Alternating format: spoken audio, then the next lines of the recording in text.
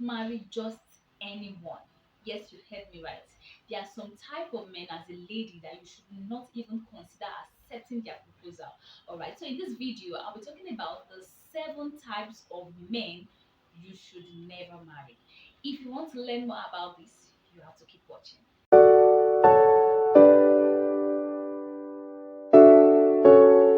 Alright guys, welcome back to Talk to Lydia, where everything is about inspiring others. If you're new here, welcome.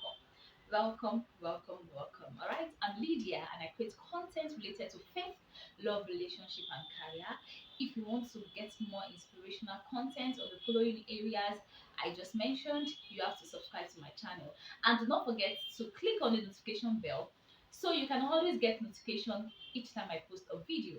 To my returning subscribers, thank you so much for your support. I really appreciate you all and I do not take your support for granted. Alright, today I'll be talking about the 7 types of men you should never marry. 7 types of men you should never marry as a lady. No matter how pressured you think you are, everyone is getting married, or your parents are on your neck to get married. There are some men you should not even consider to give a chance in your life, because trust me, marriage is a long time contract. Marriage is a forever game. It is not something you can just put your head because you're feeling, your biological clock is ticking fast, and then your parents are on your neck to get married, or the society is pressurizing you to get married, and you just accept just anyone. You have to be careful. All right, you have to be careful, because at the end of the day, in that marriage, it will just be you and the person.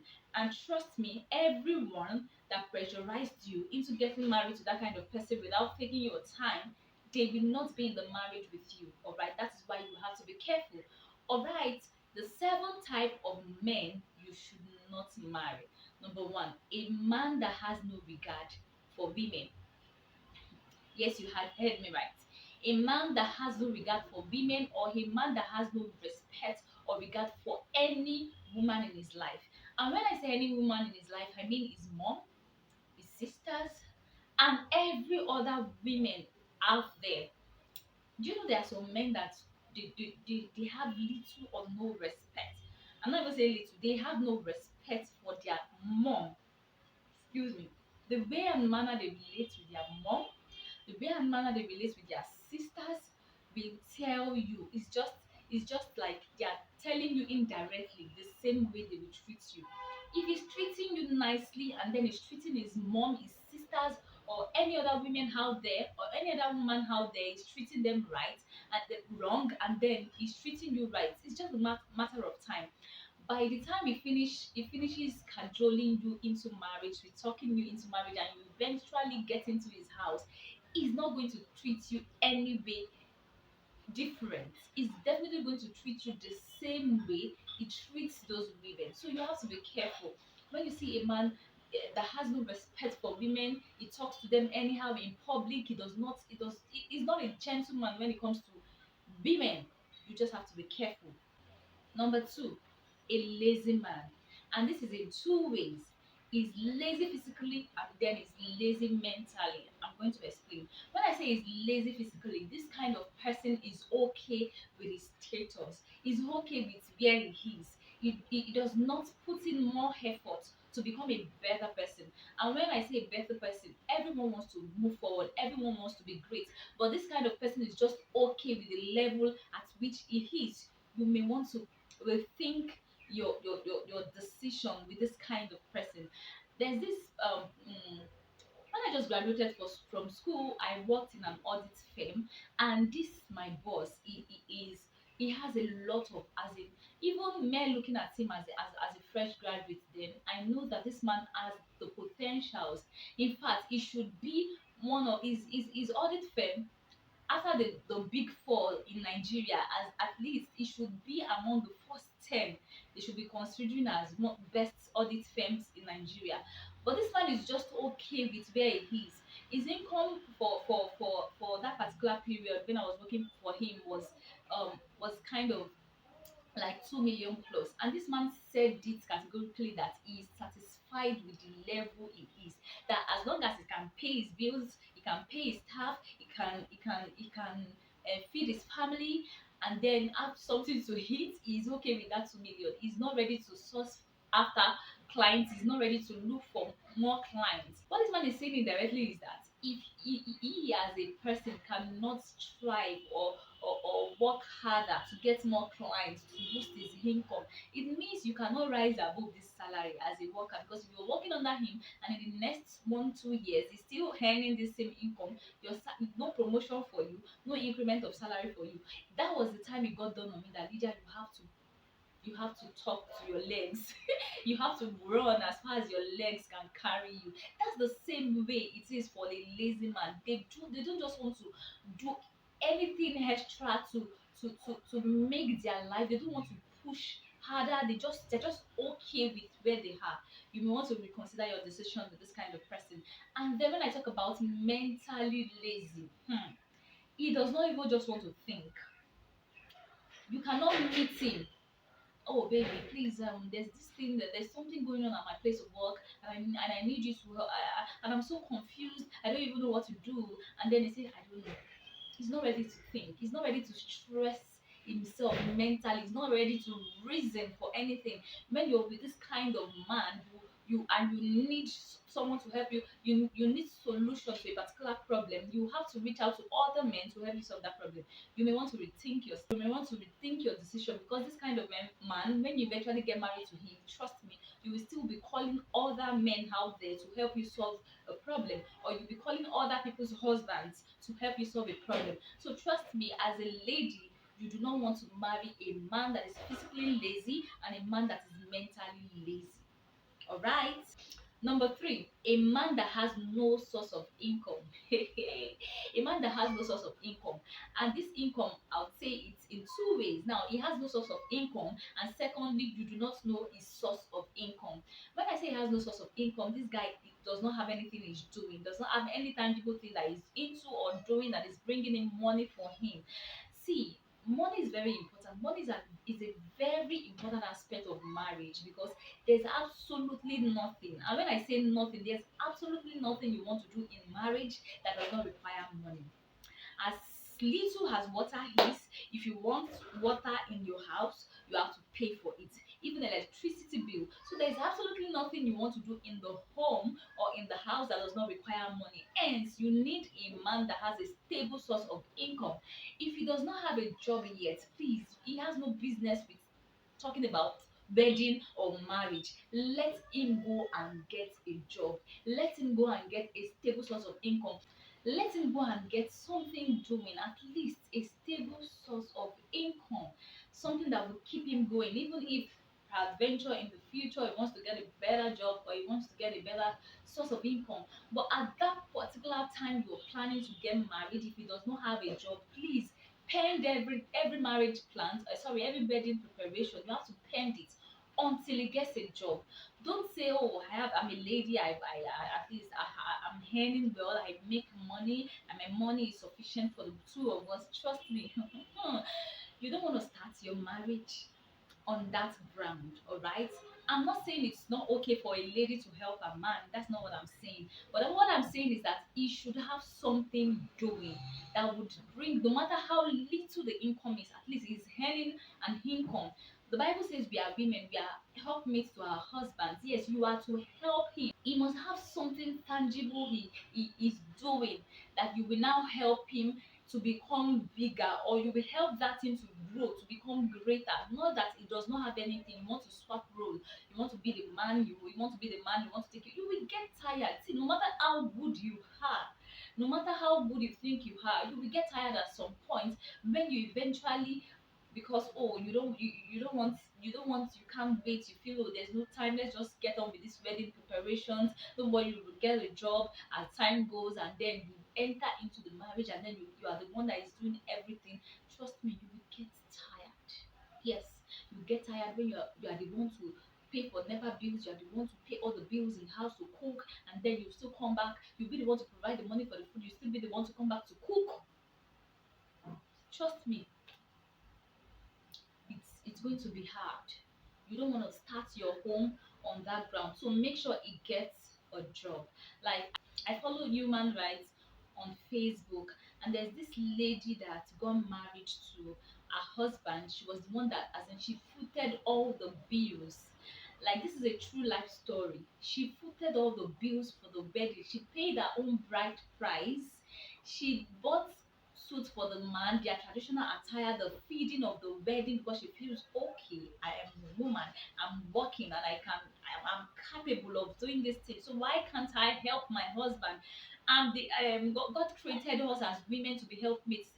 That's not the meaning of helpmates. Don't get it wrong. Don't get it twisted. All right. Of course, you can assist your husband, but he has to have something he's doing. Let him have something he's doing, no matter how little it is. All right. So back to my story. She footed all the bills for the wedding. So this man is, even when they got married, in the marriage, she's still the one doing everything. This man became so lazy that he does not even go out to look for a job. He's just in there, and he's just at home. He would watch TV from morning till night. Even when the woman was heavily pregnant with their first child, she was the one still doing everything. Even when she does not feel like going to work, she has to, because she has to make money for the family. And then the husband would lie down at home even when she's rushing and she's going to work in a condition. All right. So it kept on going. At some point, she got tired of the whole thing, and she brought this man, her husband. She brought she took him to human rights, and her demand is that he should go and get a job. And by the time she started narrating her story, they realized that she met this man jobless, and she accepted to marry him. And now when she feels like she's in the marriage, and then in fact, when the woman started narrating her story, she was in the marriage for 8 good years, and she was the one paying her children's school fees, their feeding, everything. And this man is so used to the fact that my wife provides everything we need in the house, my wife is capable of doing this, my wife is capable of doing that. And he got so relaxed that he didn't even make any move to look for a job. So you can see, you have to see, no matter how little it is, no matter how little his income is, let him be making, let him go and earn a living, let him get a stable source of income. All right. And the second part of income is a man you do not know a source of income. My sister. This is 21st century, all right? This is 21st century, and a lot of things are happening out there. A lot of guys, out of the blues, you just see them spending money lavishly. They have their own money, they are living in a big house. There's nothing wrong in living in a big house, of course, but when you do not know the source of income, then there's a problem. He buys you gifts, he buys you car, he rents an apartment for your wife, for your mom, your parents, or he even builds a mansion for them. All well and good, but then you cannot even say, you cannot even say this is what this man is into, or this is what my husband is doing. Then there is a problem. All right. These days, where, oh, we have so many people working from home, so many people claiming that they are working from home, you just have to be careful. You see them 24/7 on their laptops, and then you feel, oh, what does your husband do? He works from home. Which company is he working with? You have to see, there are some things that you have to find out before you say, okay, now let's start the wedding plans. All right, you have to know his source of income. This is very important, and you shouldn't joke with it. Okay, you have to know his source of income and make sure he's earning an income. All right, that's number three. Now number four, this one is this one is very thick. A man that has no apartment or house of his own. You heard me right. Is making wedding plans with you, and is still living with his parents. Auntie, where are you going to live after the wedding? Hmm, let's talk. Like, where are you going to live after the wedding? See, don't get carried away with the wedding plans. Oh, perhaps the wedding plans have been set on motion or in motion. Don't get carried away with that. Ask him, Oga, Mr. Lover, where are we going to stay after wedding? There are a lot of women that have been I won't say they have been deceived, because they opened their eyes wide to follow a man, to packed their loads after their wedding and moved into the man's family house. There are a lot of women. Nobody marries at gunpoint. They will never put a gun to your head and say you must marry him, whether he's ready or not. You must marry him. All right, you married by yourself. There are a lot of women like that, and then they are complaining that their mother-in-law is giving them attitude. The family does not respect them, and all. They can never respect you. See, no matter how small that apartment is, even if it is a one room apartment, let him go and get it. Don't say you are so much in love with this person and then your wedding plans, you're already planning your wedding, and then you care less about where you're going to stay after the wedding, and then it's already looking like it that you're going to, both of you are, you're going to move into his father's house after the wedding, because of course his elder brother's wife and children are in the house. Their house is, no matter how big that house is, even if his parents are living in a mansion, do not accept to move in with a man. Do not accept it until let him show that he is man enough. He's a responsible man by getting an apartment. All right, let me tell you, two queens cannot be in the same palace and there will be peace. Yes, you heard me right. Your mother-in-law is a queen, and you, the incoming queen, you want to come in, you have to abide by our rules and regulations. And trust me, you do not want to start your marriage on that note, having issues with your parents-in-law, with your family, no matter how loving they are at that point, no matter how good they are at that point in time, things will definitely change when you eventually get married. So my sister, if he's talking about marriage with you, is making marriage wedding plans with you, and he does not have an apartment, please do not accept his proposal until he's responsible enough to get an apartment. I hope you get that clear. I hope you get that right. Right, do not don't go and pack that somebody's parents' house. Even the Bible says, so shall a man leave his parents. He will leave his father and his mother and will cleave to his wife. The Bible did not say the man will bring his wife home to his parents. No. So leaving his parents means he has to move out of that apartment. He has to move out of the house and be man and be a responsible man. That's when you say someone is responsible, it has to do with responsibility. All right, let him start taking responsibility by himself. Let him start paying house rent. Let him start paying NEPA bills. Let him start paying all those bills. All right, but if he sits in his parents' house, he's enjoying free food, free light, free everything, free fuel. They fuel his car. He does not even know how bills are being paid. It's going to be very, very difficult for that kind of person to be responsible. It's going to be very, very difficult for him to take responsibility for his actions. All right, when he's, you don't even want to do it. You do not want to move into his parents' apartment, all in the name of we are already planning our wedding. All right, I hope you get that right. The fifth one, a man that does not respect your opinion. Hmm. Trust me, you don't want to marry this kind of person. When you're talking, who are you to talk? You're a woman. A woman does not have a say. What are you saying? No, whatever I say is fine now. I know those kind of people. I've met them before. Whatever they say is fine now. You know, Yoruba will say, "Undaba salame mage." Yes, whatever they tell you, there's nothing you can say to change their decision. And then when you're trying to give suggestions or you're trying to give an opinion about something, it does not respect your opinion. You are nobody. You are a woman. A woman does not know any other thing than to cook in the kitchen and to be a mother and to give birth to children. That's the only thing a woman is good for.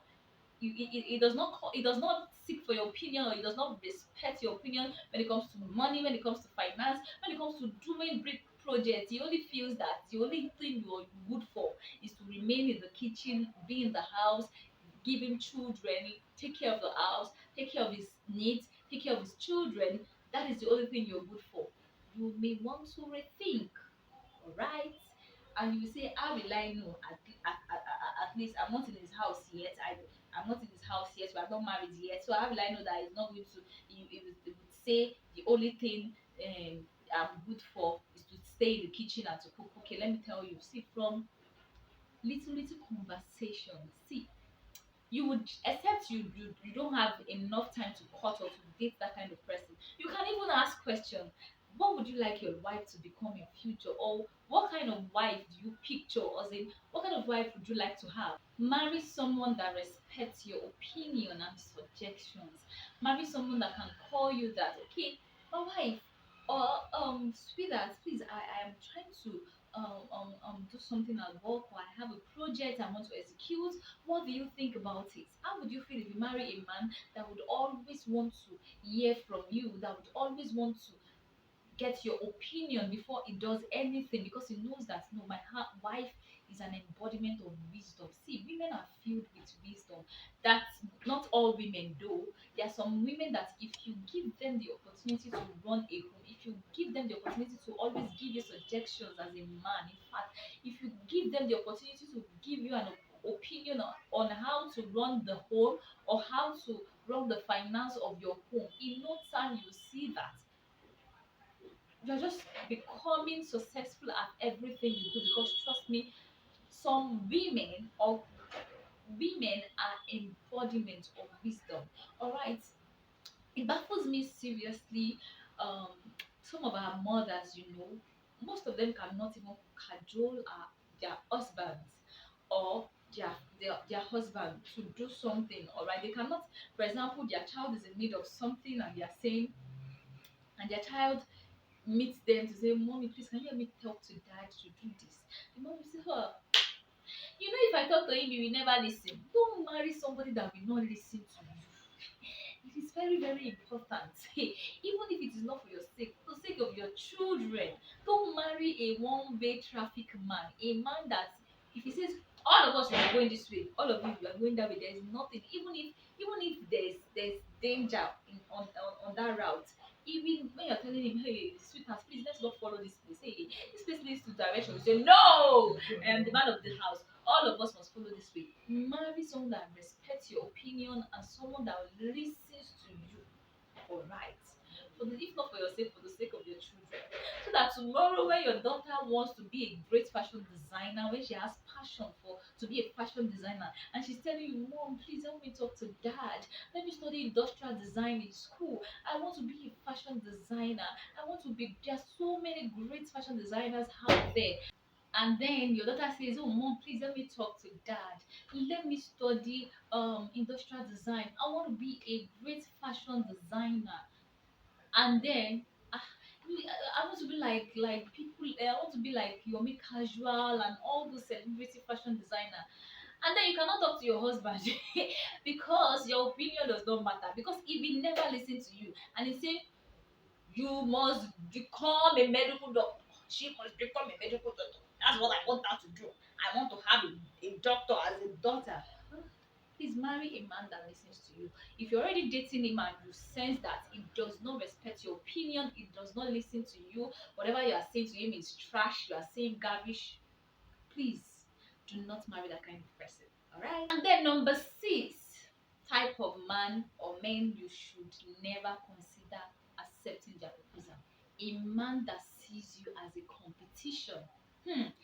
This is very, very deep, because there are a lot of women, there are a lot of married women out there that their light is being hidden because they married a man that sees them as a competition, a man that does not want to see them grow, a man that is threatened by their light, a man that feels, "Oh, if she becomes great, if I allow her to do this, if I allow her to do that, she's definitely going to be greater than me, and there's tendency that she will not respect me anymore." There are some men that are very, very insecure. They feel, "Oh, if my wife gets this job, or if my wife starts doing this, she's no longer going to have regard for me as a husband."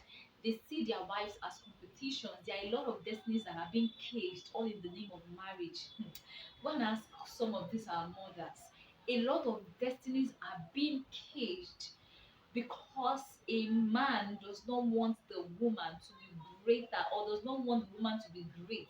There's nothing wrong in a woman pursuing her dreams. There's nothing wrong in you becoming who God wants you to be. But there's a big problem when you are under the authority of someone. And when I say under the authority, of course, we as women, we are commanded by the Bible to submit to our husband. But there's a problem when the person you are submitting to does not want you to grow.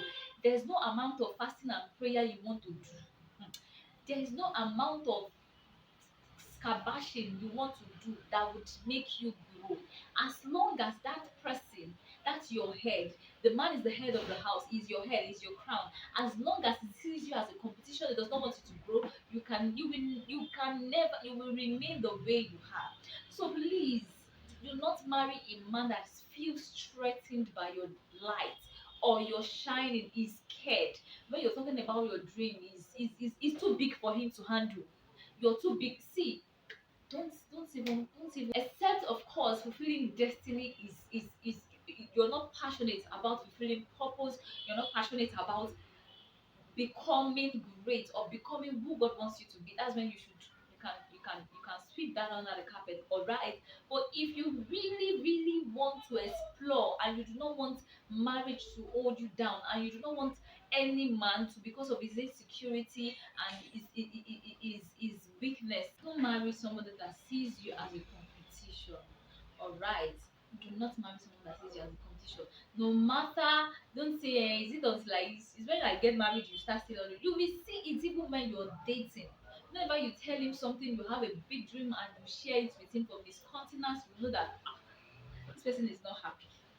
He will never tell you this, he will never give you reasons, or he will never have a discussion with you on how to start materializing or how to start building your goals, your dreams. No, he will never tell you that. He will just, of course, I've dated someone before that when I was dating him, I feel it was like my life was in a circle. I know I have dreams, I have aspirations, I had good things going in my head before I met him, but all of a sudden it was as if my life is in a box. And then what, I was just in my year one then, and then we're talking about marriage. And when you just finish like this, when you finish your OND, when you finish your OND, you're getting married. You just get married because my, I cannot wait. You start. It was like, of course I would get married, of course I would have children, but it was like that was not what I needed at that point in my life. Alright, at that point in my life, in my family, my elder sister was already doing her masters, and me, I'm doing OND that my dad was even against. My dad does not even want me to go to a polytechnic. And then I'm thinking of how to do direct entry into a university, and then the only thing you can say to me right now, how old was I? You're telling me, talking about marriage, you're talking about children, how you all this. He even said it at some point that, oh, all these things you are reading, all these books you are reading, I'll just open a shop for you. I'm not saying having a shop is, of course, people are doing business and they are making money from it. But is that what I want? Even if I want to have a shop, it's going to be a side business. It was just like my life was in a box. I just knew that this kind of person, you cannot be more than this if you get married to this kind of person. So when you're with them, from little conversations, you'll be able to deduce that, this is the kind of person this guy is. All right, do not marry a man that sees you as a competition, or a man that is threatened by the sound, or by the sound of your light is already threatened, is already feeling less of a man. You may want to consider your stand or your decision if you are with that kind of person. And lastly, the seventh type of man or men you should never marry: a man that is not accountable to anyone. Yes, you heard me right. He's not scared of anybody. He has no regard for anyone. Even if he's misbehaving at some point, God forbid, something may happen and then you need someone to help you talk to him. For me, hmm, I'm of the opinion, of course, there's someone, he should be accountable to someone you can meet to help you talk sense into him, even when he's going off beat, when he's going off the track. Someone that when you say, I've told your mom, and he feels sober, he will be able to listen to them. At least he should have that person in his life. Although for me, I would not advise, like, I think the third or fourth point that I mentioned, that don't marry somebody that does not listen to you. I don't subscribe to you getting married to a man that, even if he's misbehaving, even if is the other side of him is coming out, a man that you cannot talk to as his wife. I would never advise you to get married to that kind of person. And even if at some point when he's going off track, you cannot talk sense into him, at least let there be one person in his life that can call him back to order. And I wish that person can be you, because me, I can never marry someone that I will not be able to talk to. Even if he's pushed to the wall, he's angry, he's mad, at least when I say, baby, calm down.